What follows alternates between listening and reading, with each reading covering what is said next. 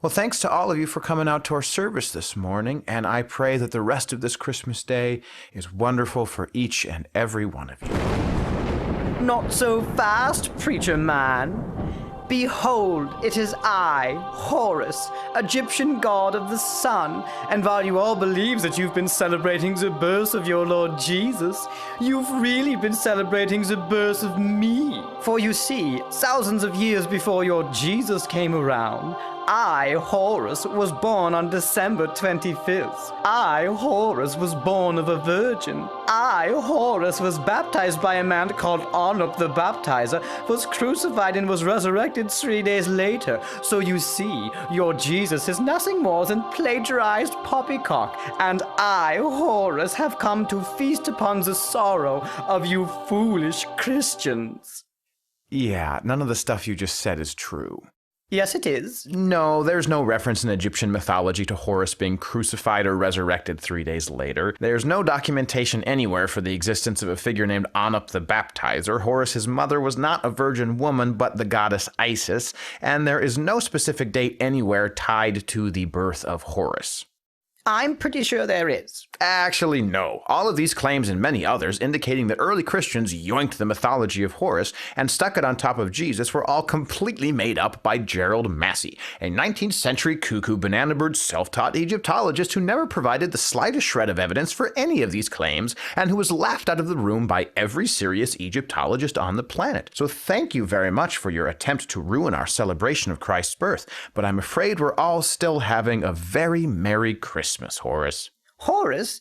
Did I say my name was Horus?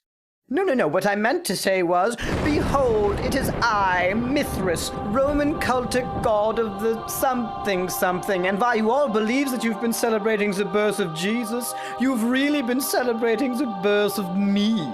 For you see, I, Mithras, was born of a virgin. I, Mithras, had 12 disciples, and I, Mithras, gave those disciples a meal consisting of my body and my blood. Sound familiar, Christian dummies? Actually, Mithras was born from a rock, not of a virgin. He had 2 companions, not 12 disciples, and the Mithraic meal was one he shared with the sun god, where they feasted not on his own flesh, but on the flesh of a bull. But even if those claims were true, Christians were already confessing the virgin birth, recognizing the 12 apostles, and celebrating the Lord's Supper before they ever encountered any Mithraic cults. So I'm afraid that you've taken neither the holly nor the jolly out of our Christmas, Mithras. Oh, you must have misheard me. I'm not Mithras. I'm, Quetzalcoatl, Aztec god of the wind.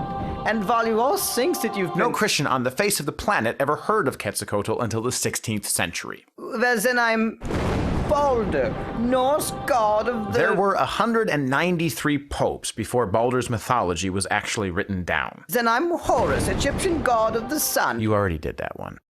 All right, fine. I didn't want to completely humiliate you, but you've left me no choice. I shall now unveil myself to be the ancient deity whose mythology was inarguably stolen by early Christians. Behold, I am...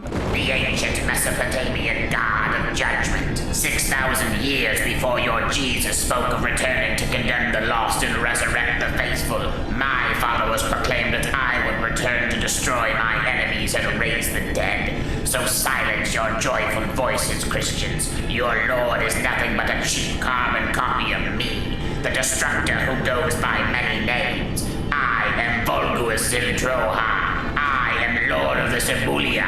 I am Gozer the Gozerian. Gozer the Gozerian is from Ghostbusters. Dang it, why do so many people still know that movie? Sing, we join us all together.